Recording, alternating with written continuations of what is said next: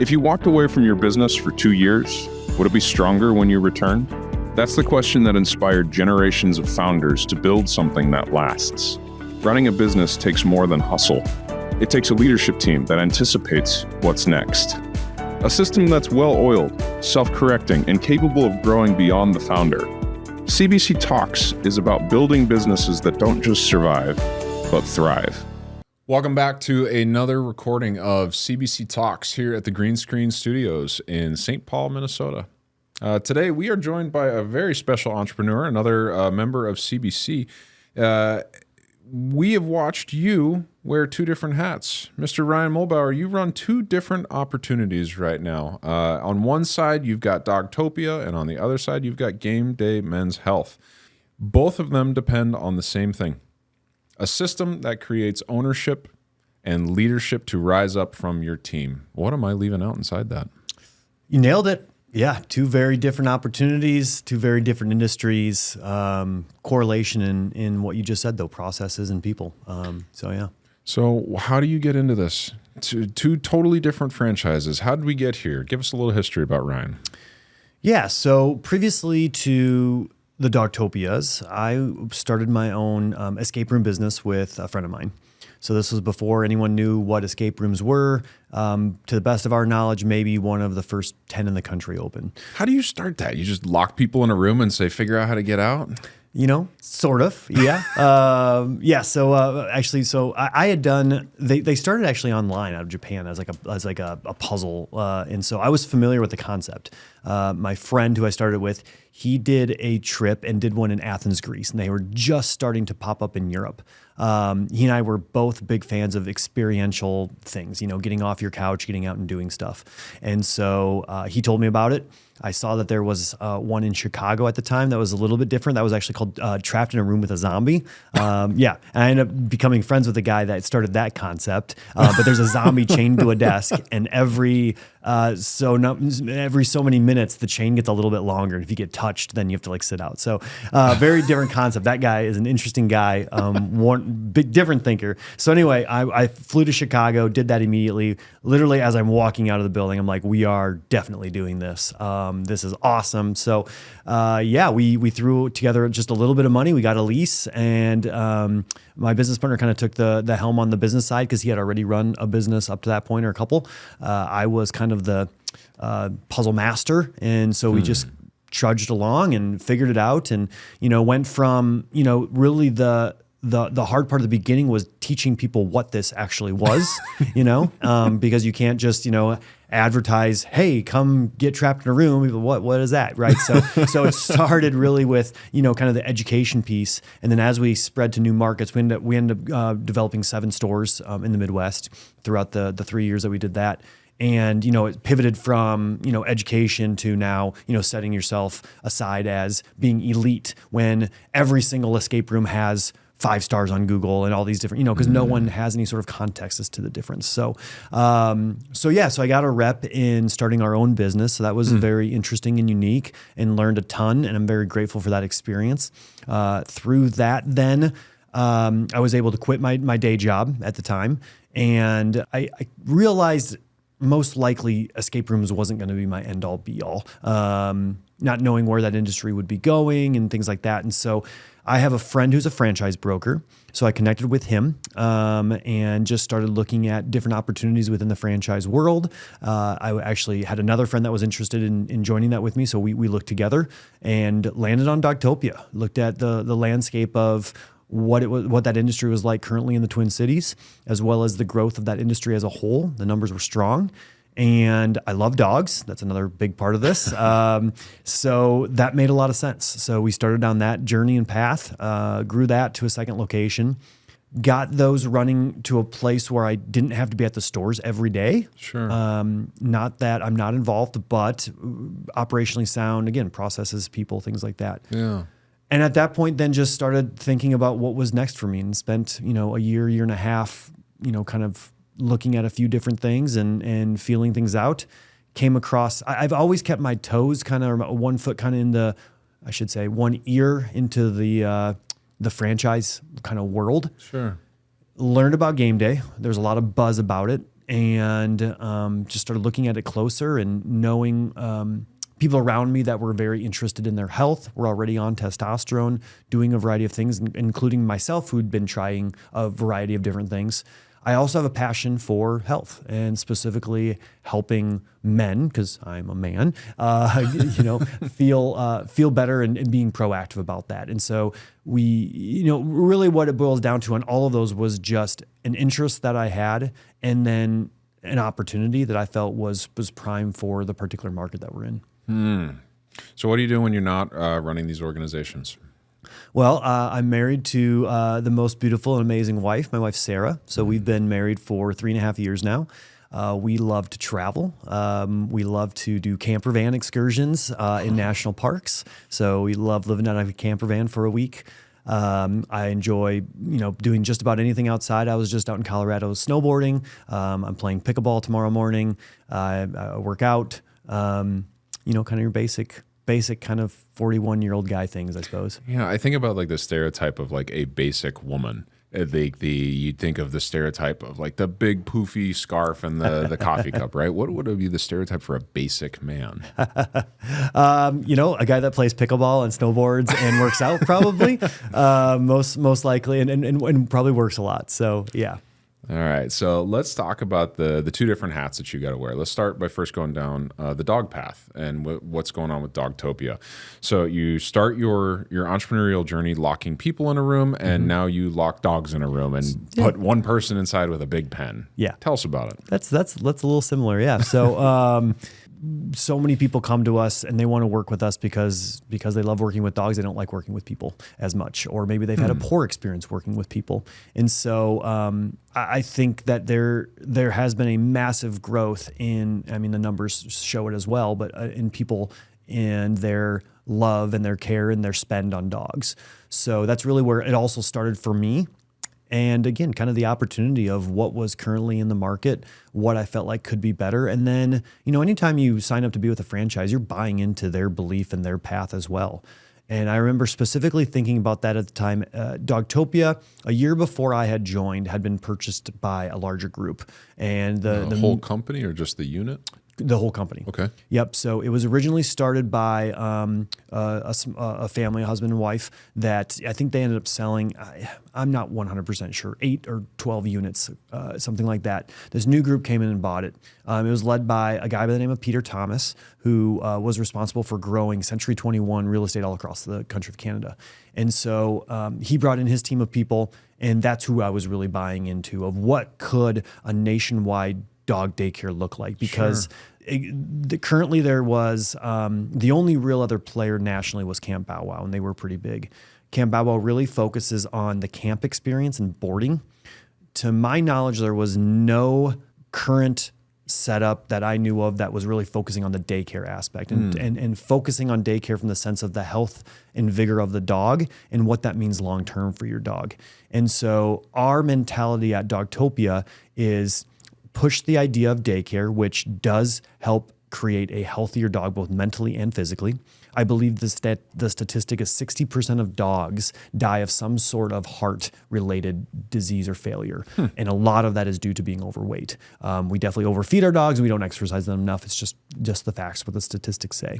And so by focusing on that daycare, that's when you're going to get the ancillary, the grooming, the spa, and the boarding that comes along with that, versus focusing on boarding where, we have plenty of boarding only customers. However, they range from, we see them once a year to once a month and everything in between. And so our daycare customers are the people that keep our lights on, that we get to know them, we get to know their dog. They really become a part of our family and us a part of theirs. So the type of customer that is going to be working with you, they think differently about their dogs. A lot of them, yes. I think they treat them as their children. And so let's talk about the people that come to work with you. You mentioned those that are maybe not interested in working with as much people to people. They're more excited about working with dogs, or they choose to work with dogs. Tell us about what that looks like from a culture perspective. Yeah, that's oftentimes the case. And we've learned a lot in the 9 years that we've been doing this, of things we've done well and things we haven't done well. I have a passion for creating a work environment that people want to come to work to, but that they can also grow and develop as a human. And that's complicated. There isn't a set hard playbook that at least I've found of how to do that successfully, no matter what the environment around you brings. Give an example of that. Like, what's something you have to coach them on or that they rub up against that you're part of your people development plan? We want to make sure that we're showing up in their life as someone that is not just supportive, but also someone that can push them a little bit. I think a lot of entrepreneurs that I speak to that work with young people, because most of our employees are between the ages of 18 to 23, you can get a lot of excuses. And I think this world has spun to a place where in certain environments, excuses are just automatically accepted and not pushed against. Sure. For a variety of things. Some of them rather valid, and you need to be thoughtful and be empathetic about those things. But I also believe that there's a space to push back a little bit, to challenge, to push through mental and physical fortitude while still being empathetic. And so I think that's something that my manager has done a phenomenal job of in finding that balance and really noticing the benefit that has come from that, from the people that have stuck with us and worked with that. That does push some people out, pushes some people away, people that are either afraid of hard work or want to rely on excuses for not getting things done. But again, it's a fine line. It's a really fine line of finding that balance between empathy, grace, and then a little bit of challenge. So that's really where we try really hard to walk that line appropriately to help grow and develop people. And some of those people that come to us don't have a strong figure in their life as a mentor or a guide. Some of them do, some don't. And so those are the ones where we found that we can really provide that mentorship or that hope for them, or ask them questions that maybe no one's ever asked them before. What are your goals? Where are you trying to get to right now? Where are you now, and where do you want that to go? I was incredibly fortunate that my first job out of school was with a sales company that talked a lot about that, about what your goals are and how to achieve them and how to think differently. I was fortunate that way. Not everybody has that. And so I've brought those concepts and done my best to teach my management team of how to ask those questions to our entry-level employees to put them, hopefully to get them thinking differently in the cases where some of them have never been asked those questions. Does that ever come off as off-putting for people to be asked those questions? I can't think of a time that I've sat down. I try to do as many one-on-ones that I can with at least my leadership team, with the growth that we've had at Dogtopia, but also within both organizations. I wish I could spend more one-on-one time with everyone. It gets more and more difficult. That is a goal of mine. In the one-on-one conversations I have, I have not felt it be off-putting. Sometimes when we challenge people on excuses, that can be for sure. But when talking about what their growth path is and what they want out of life and what they want next, and then asking why, what's holding them up from getting there, I think those are good questions to ask people. I think those are good questions for people to think about. And if you're not thinking about them, you're probably going to be stuck for a while. And so I believe, for the most part, in the way that we approach it, I believe it's come across very successfully. Do we always get the result, or does the employee get the result that they're hoping for? Well, we of course know that that's going to vary quite a bit, but we want to continually develop our time and energy into the people that are helping us grow. So poke a hole in this. It sounds like you've got an enterprise and a franchisor who is committed to the health and vitality of the dogs who are being brought in. And you have brought in emphasis on the well-being and the aspirations of the team you've brought in. It sounds like a perfect storm. It just sounds like you've got this idyllic situation. Why isn't that the case? Well, theories are wonderful. Ideas are wonderful. Execution can be difficult. Just like we've been talking about already here, response to that varies. That business is very difficult, very dirty, loud, labor-intensive business. And so we still get a lot of people that don't show up for work, quit without notice. You name it, we've seen it. And so we still deal with a lot of that. I think over time, that's become less and less because of our focus on culture and building a team of people that are there for the right reasons and want to support each other, but it still has its difficulties, and we still run into those. As time goes on, I believe that percentage gets less and less. That maybe used to be about 50% turnover in any given month period or months period. Now it's much less than that. We're maybe only turning over our bottom 25% on a regular basis now, or even less. So that gets a little bit better, but that's probably the ideology is wonderful, but the execution can be difficult, and there's a lot of variables. So someone who's seeing this might be saying, hey, I'm thinking about going to work for one of the 2 Dogtopia locations. What do you wish they would know or be thinking about before they got to an interview with either you, your manager, or one of your team? We're always very upfront and clear in our interview process about what this job is and what it is not. We get a lot of people that apply for this role, and most people are coming in at the entry-level role, which means they're in our playrooms managing the dogs. And we ask, why are you applying for this job? The large majority say, because I love dogs. I think being in a playroom with dogs all day sounds like a dream job. Well, it's a dream job for about 10 minutes until you realize the chaoticness that ensues with having dogs that have a lot of energy and they're running around, and one's pooping over here in the corner. You got to go over there and clean it up. That one's humping another dog over here. You got to go break that apart. This one's doing this. So you're running all over the place. And again, it's physically taxing. It's a dirty job, but the people that really give it their all and take the time to learn the concepts that we teach them to make the job easier, those are the people that excel. But back to your question, we make that very clear in the interview process that this is not going to be most likely the walk in the park of a pillow or a bed full of dog puppies licking your face. I mean, actually, we can do that. But we can lay on the floor and have dogs. But it is a labor intensive job, and it's smelly, and you're doing these things. And by the way, you're in a room with somewhere between 10 and call it 25 dogs at most of everyone's babies, and we have live cameras in the room, which is great for the pet parents, but also they can see every single little action, but they don't know context. They can't hear what's going on. They are hyper focused vigilantly on their dog and not the overall pack well-being, which is something that we're focused on.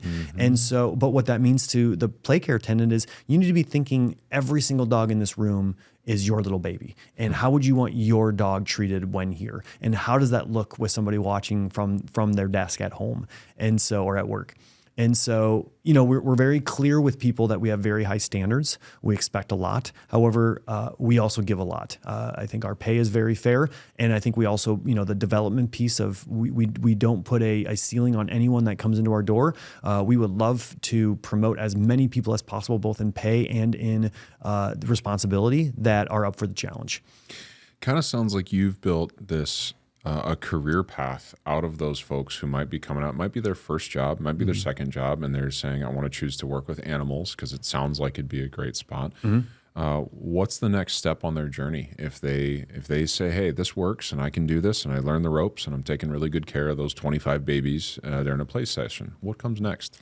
Yeah, so I tell every person that comes through our door that it's my hope and goal to help them reach their goal and dream of whatever that is.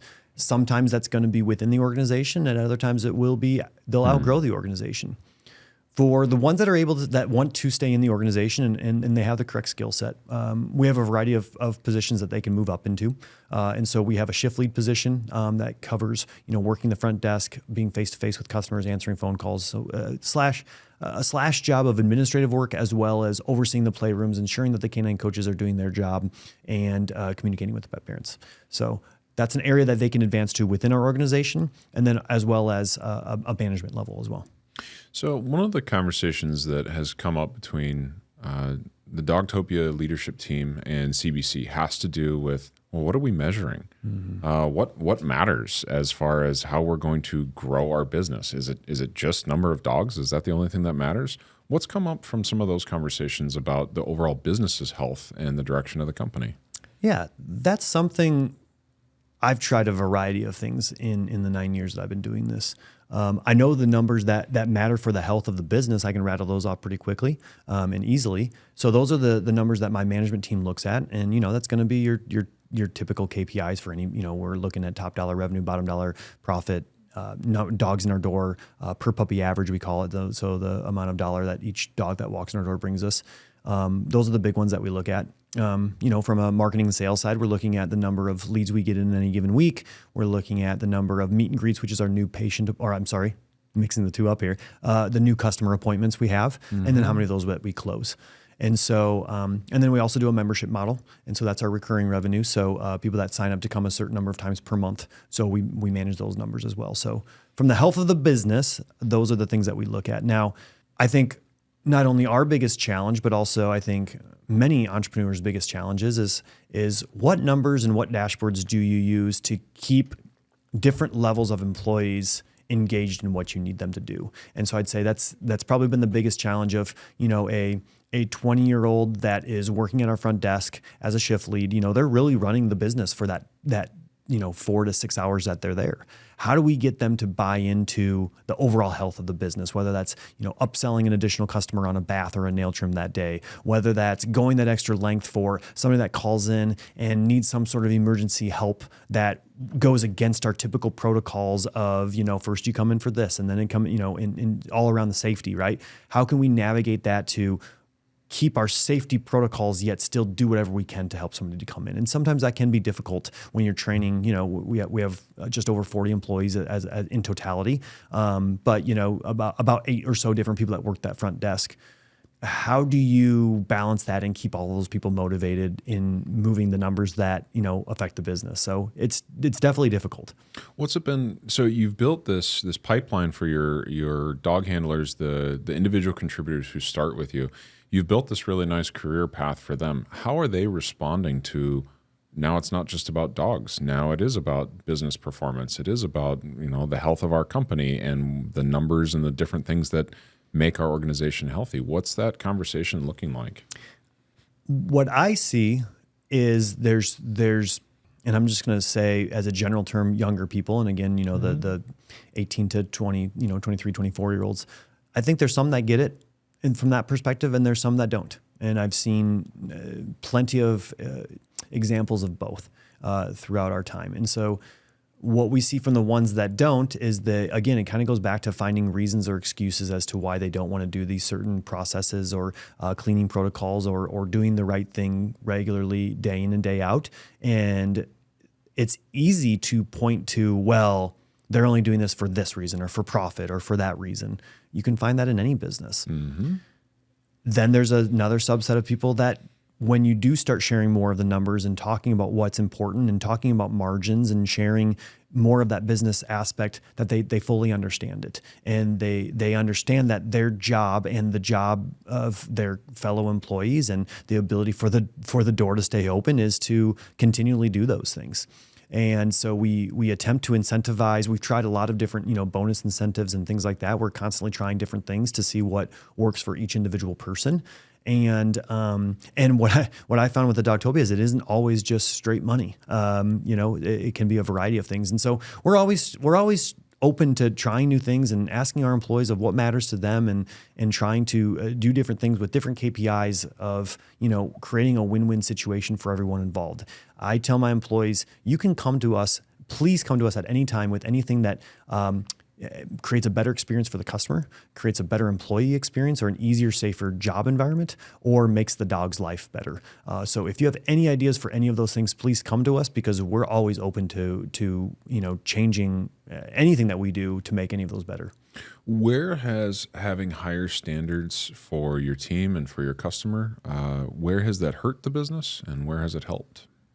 I'd say it's hurt the business with those employees that don't have that same standard either for themselves or not interested in maintaining that standard, because again, for whatever reason, they don't want to, or it's too much work. Yeah. So we definitely lose those employees. And when you lose an employee who leaves without giving notice or leaves, gives notice, but no actual time notice, just, hey, I'm not coming in for the rest of the week. That's one of the hardest things with our business is that we need people in the playrooms, physical people in the playrooms in order to do this job. So when just one person doesn't show up or calls out, it creates a cascading effect from the top down of everybody shifts down. And, now my manager can't get their work done that they were planning on doing that day. Now my shift lead needs to move into a different role, so there is this cascading effect, which makes it very difficult. So sometimes when we put people's feet to the higher standards that we have, mostly in terms of cleaning,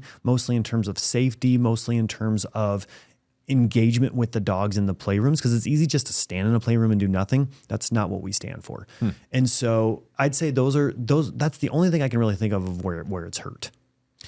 Where it's helped is I believe we are the premier daycare in daycare and boarding facility in the country, and on a consistent basis. I think our people are amazing. They really love and care for these dogs. They work incredibly hard. And I think we provide a good experience for our pet parents that represents that care and love that our employees have. But we have to do it through those processes to maintain consistency. Sure. And with the sheer level or the sheer number of things that can come up on any given day when you have 90 dogs that come and go from your facility, 10% need this medication at this time. Another 5% need one at this time. We have this dog that we love who has to be taken out of the playroom at nap time, put into a custom high chair that was built for her so that she can sit up like a human, like a baby to eat. And then we feed her at nap time so that because her esophagus has something going on with it, otherwise she throws up all of her food. So that's one dog of maybe 90 that show up that day that we need to do that for. So again, that's an unusual circumstance, but there's so many little things that need to happen every single day that you have to have these processes dialed in.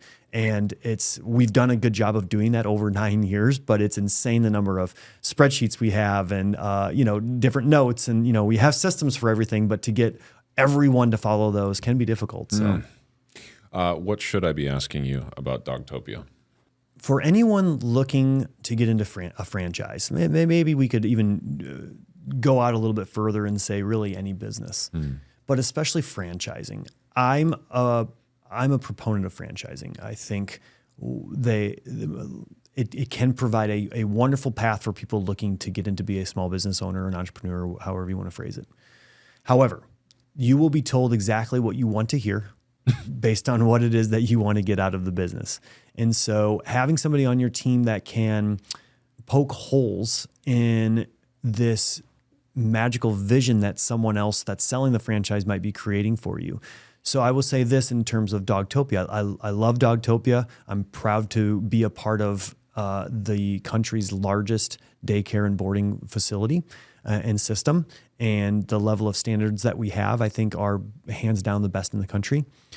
However, the one thing that I did not think about when I signed up for it is, again, the labor and the employee things that can come up, but also the fact that you are truly open 365 days a year, 24 hours a day. Now, that does not mean that our front doors are open those hours. However, we have a dog in our care 365 days a year, 24 hours a day. Sure. And so luckily I have a team now that's able to manage any sort of things that come up with that.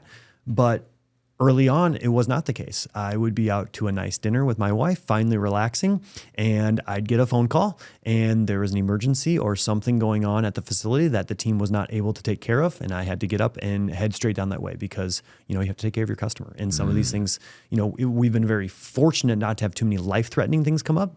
But there are things that can pop up that are very scary and you need to handle very, very quickly. And so that's just one example of as you're identifying whether it's a franchise or a business that you're getting into is really taking that time to think about all aspects of it. Because I would say that's a very difficult part. And again, transitioning to kind of game day, that was what I had in mind when I shifted to game day is I love that I'm open from 8 to 5.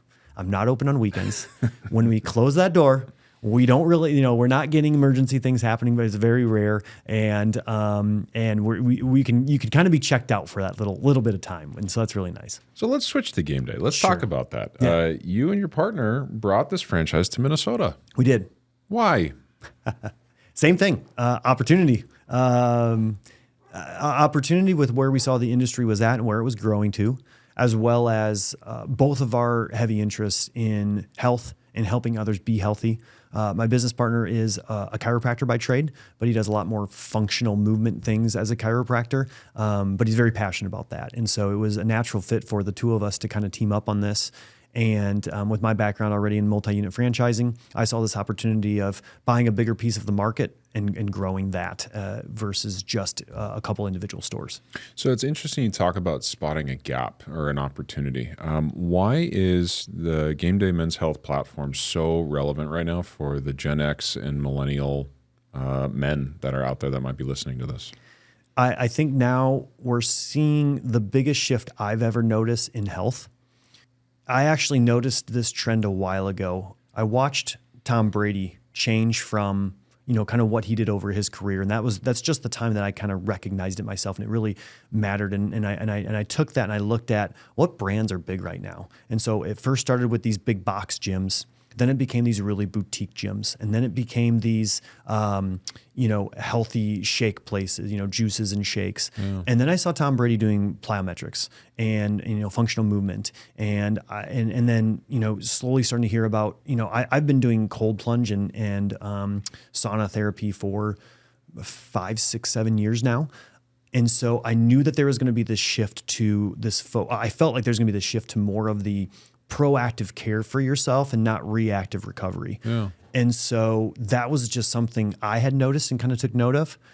The thing about Minnesota is we're usually a little bit later on a lot of trends than what we're seeing on the East and West Coast. I think most people would normally do that. So for really both of my businesses, I noticed on the coast, these were growing and what they were doing there.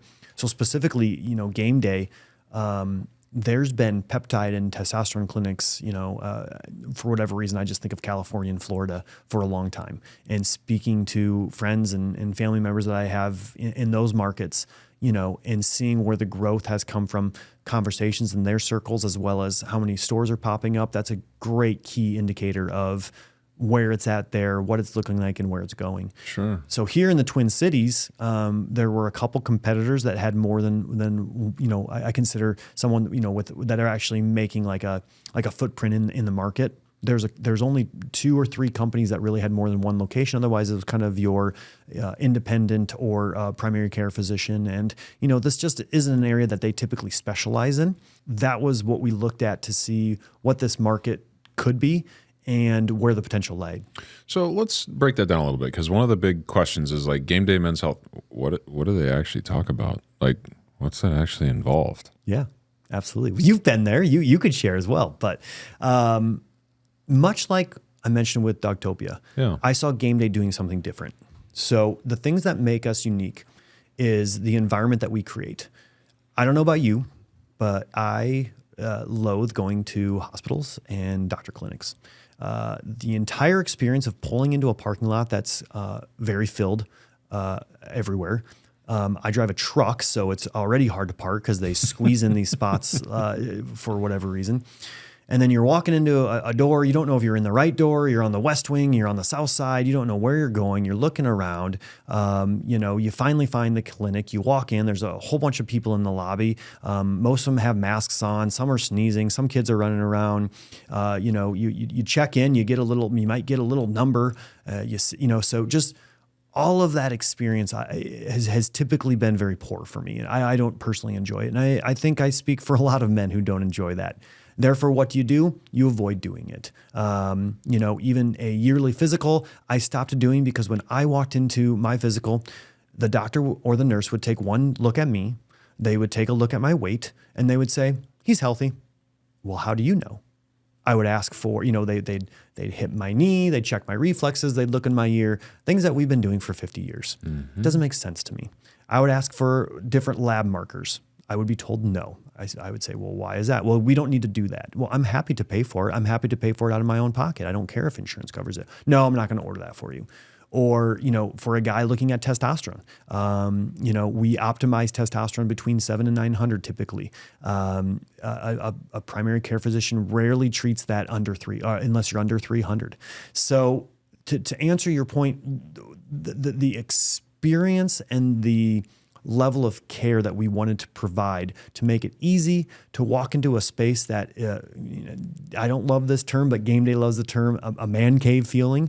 We have snacks over, free snacks and drinks. We have SportsCenter on the TV. When you walk in, after, maybe not your first visit, but typically every visit after that, our front desk people are going to know your name. You get to know our provider. You get to know our medical staff.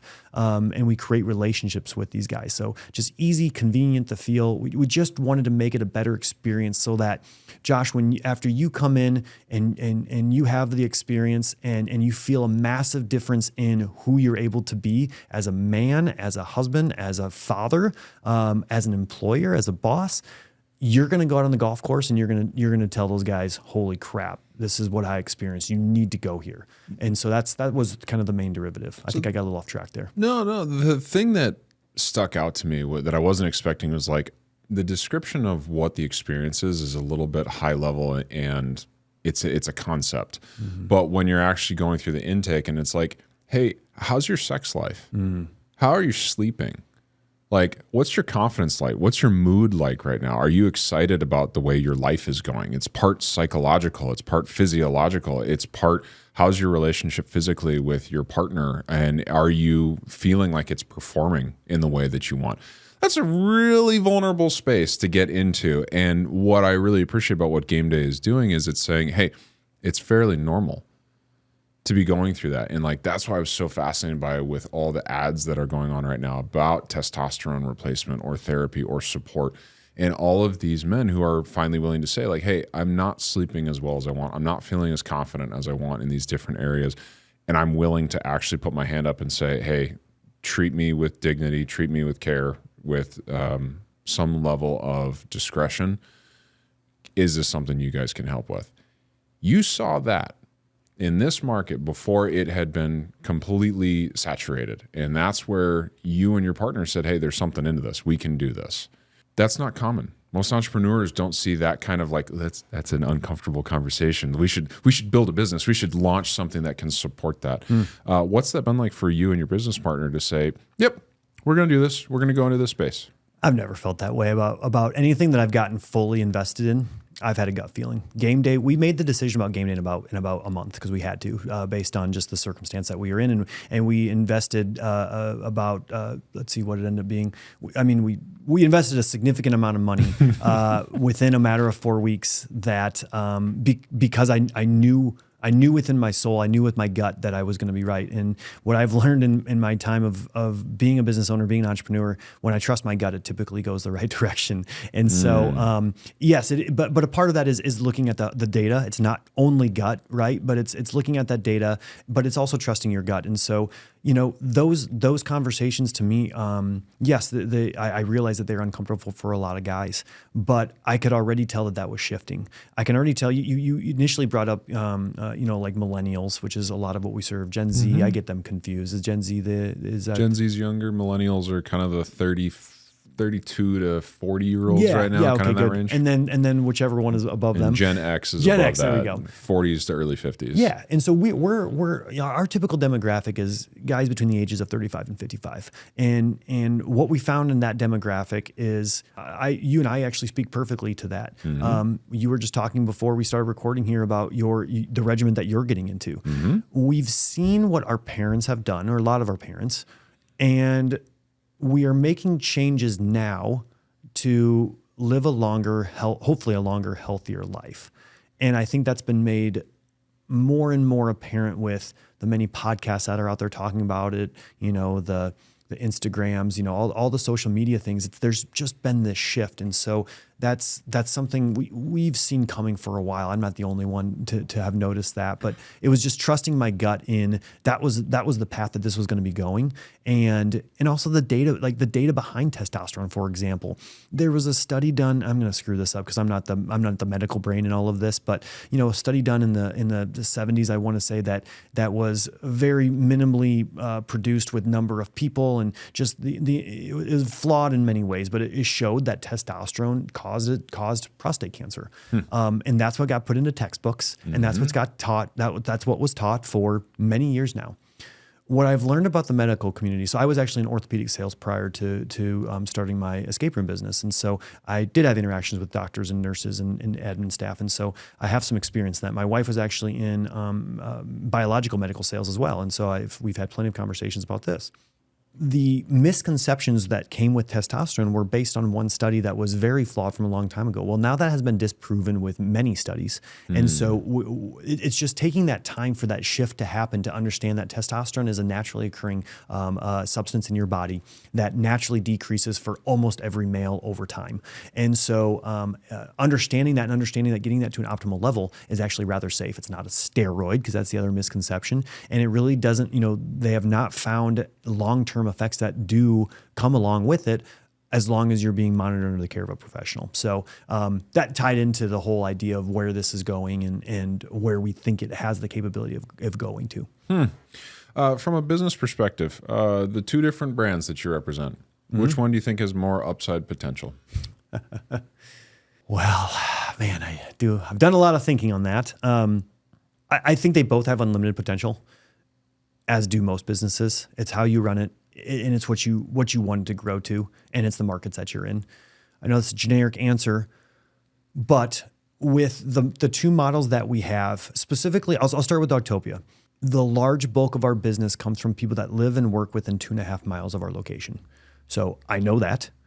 That is a ceiling that you can hit in compared to a business where you can service the entire metro by being a moving company or a plumbing company. And so those have their limitations. What that means is that doesn't stunt the growth of your business as a whole, but it may stunt the growth of your location. And so in order to grow, you're going to have to do multiple locations. GameDay, I think, also not to the same extent as Dogtopia. I believe that the path for people to come to you is going to be a bit longer than that, but it's still, you need to have more presence than just one clinical spot, and that will help you serve additional markets. So both models have high growth potential. Right now, based on where the industries are, there has been, in the last 9 years, the number of dog daycares have probably tripled in the Twin Cities. And we're starting to see that a little bit with the proactive healthcare side. The fact is the specific services that we provide, and only to men, were pretty unique. There's very few people that are specialized in just that. Now, there's going to be places that are spa and Botox, and they also sell peptides. So, there's some crossover there, but different. There's going to be PCPs that do testosterone, but they don't really get into peptides or ED. They'll send you to your gynecologist, your urologist. And so, but we expect more to be coming as this is going to continue to grow. We expect that. And so we want to establish ourselves as the best for some of the reasons that we listed before, the most convenient, the easiest, and just the place that takes care of people. Well, the market's going to keep growing in that space, and there will always be people popping up. It sounds like you have positioned this opportunity. You're in the right place at the right time, right before it grows very, very fast, it sounds like. We hope so. What part of your system still feels fragile? Each business is going to be a little bit unique in regards to that question. I think at Dogtopia, as we stated before, we're looking for ways to get our mid-level management to really step up, knowing that they're young people. The margins in that business aren't as high as other industries. And so we need to get creative with our labor dollars and how we use them. And again, back to building and developing those people, which can be difficult. But we've had some success with it. So mid-level management really stepping up and developing, and that would be for Dogtopia. At GameDay, there's not a lot right now that really feels like is hindering us. It's more leads in the door. So I'm not one to just jump into any sort of thing quickly. I've got about 10 different advertising opportunities on my plate right now that I'm analyzing. And we have a really big one I think we're going to pull the trigger on here pretty soon that I think could absolutely blow this up. It's going to be very expensive, so I'm just working through all of those things. But really the only thing hindering us right now is more leads. When we get those more leads, it's going to be more providers, and then there's going to be more locations. So we're working in the background on all of those things already, but there's nothing really, for the most part, there's not a huge obstacle in the way right now. Now, could some of our processes be more dialed in terms of lead flow and follow up and, we call them thinkers, people that don't purchase services, follow up, there's always different things to tighten. There's also quite a few things from a tech stack perspective that GameDay corporate is working on that, there's a lot that have, considering we're the largest men's health clinic in the country, there's a lot left on that bone to pick away at, but they're working at it. Sure. And again, with all these things, you need to be patient. And so our reporting metrics, our dashboards, things like that are going to continually get better. But yeah, I'd say that's probably the biggest things with GameDay. What should I be asking you about? I'd like to give a plug to not just CBC, but peer groups in general. Mm-hmm. For a very long time, I have relied on my own intuition, reading books, listening to podcasts, and then getting free advice from mentors, which I've been incredibly thankful for. And I have some pretty amazing people in my life and mentors. So I'm very fortunate from that. Those are only going to get you so far, I feel like. Now, one thing that I love about franchises is I now have a bunch of very close friends across the entire country that own Dogtopias and that own GameDays that I reach out to on a regular basis that are in the same trenches that I'm in. Especially with GameDay being so new, they just started franchising, 3.5-ish years ago. So a lot of us are in the same, growth stage. So the power of that has been amazing. So I've at least had that, but getting into the CBC and really deciding this year that I'm going to be making a bigger investment in myself to grow and develop and be around. I want to be around business owners that have grown to that 5 million and up range. None of my businesses have gotten to that, but I think it's kind of a tier step as I've been learning and listening to those around me and different coaches and things. It's kind of it's a specific skill set to go from 0 to 3, 4, or 5 million, whatever you want to call it, depending on the industry. I think it's a different skill set and a different step up to kind of jump into that 5 to 10 million. I'm just kind of making up tiers now. What do you think that is? I've done a lot of I've done a lot of psychoanalysis on myself with this. In the past, or up till now, I've been very good at following a playbook. A playbook partly given by others as well as developed myself. What I look at that is, when I say from 0 to 1 to 2 to 3 million, whatever you want to say, is it's a checklist of things that need to get done. Man, am I good at making a list and getting it done. But that's me jumping in and by sheer force getting these things done. It feels like to me, this obviously isn't every industry, but at least in the industries I'm in, that only is going to get you so far. So you need to build your team. You need to trust and rely on others. And you need to switch your mindset. Everybody loves the cliche of working, work on your business, not in your business.